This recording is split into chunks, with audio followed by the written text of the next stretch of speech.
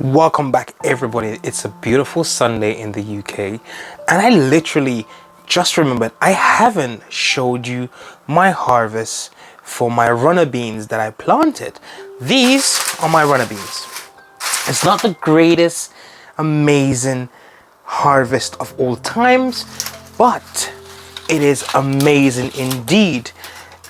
I planted these with my corn and my pumpkin, and when I was harvesting my corn, guys, I had them there.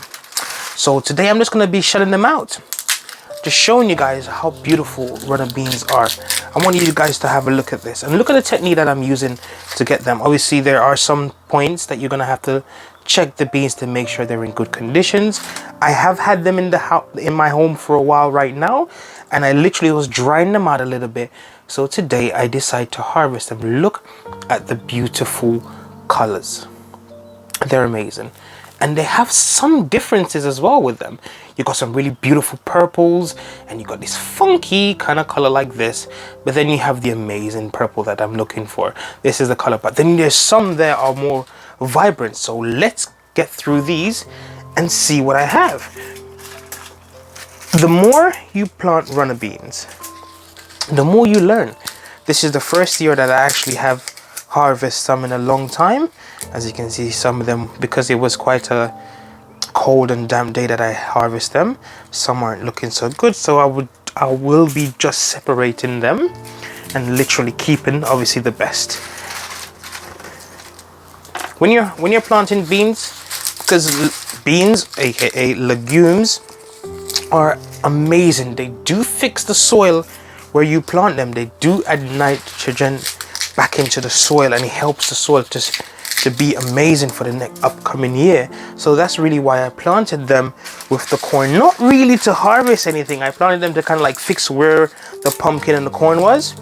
So the 2023, I can have an amazing harvest. So far, it's okay, but I will be planning to plant a lot more of these next year, because obviously beans are just amazing. Look at it. It is what, February, right around the corner. We're in January, no, mid-January, and I have food, and this is what it's all about, is to have food. Look at that. So what I do, I normally snap the top there and just open it up a little bit and just run my fingers along the way while holding the bottom here. I'm catching them while they're coming out like that, and then checking to see if there's any good ones or bad ones. Put the bad ones to the side. They can go in the compost box eventually, and put the good ones on the other side, because not everything is going to turn out well.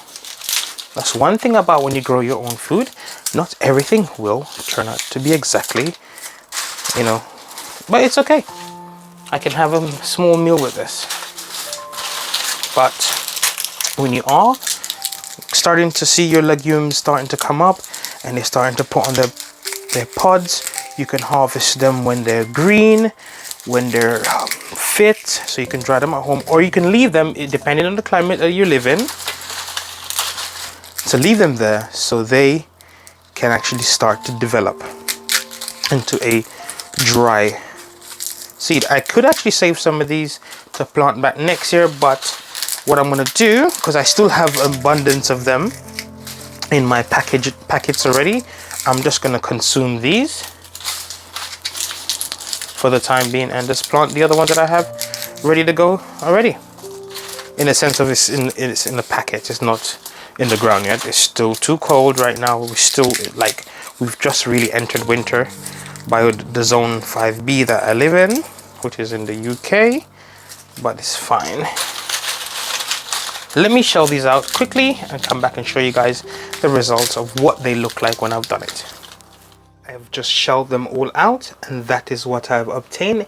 There's not a massive amount, but what I'm going to do now, because I do have some bottles here, like when you get your jam jars or your coffee that comes in a glass bottle, most Jamaicans or anybody in the world that has they want to preserve something, I have a jar here. So what I'm going to do, because it's already been washed, just pop them in there. And you can do this with a lot of different things. You don't have to just do it with the peas. I'm gonna pop them in there, and then I'm gonna put it underneath one of my cupboards, and when I'm ready to use it, it's perfectly ready to go because I've dried them already, guys. So these are cured and they're ready to go whenever I need them. And it doesn't allow moisture to go in it because it's going to be tightly sealed. So if you're in America, you could put it in your pantry. In the UK, you put it in your cupboards, or you can still call it a pantry as well, or a food cupboard. So that's it.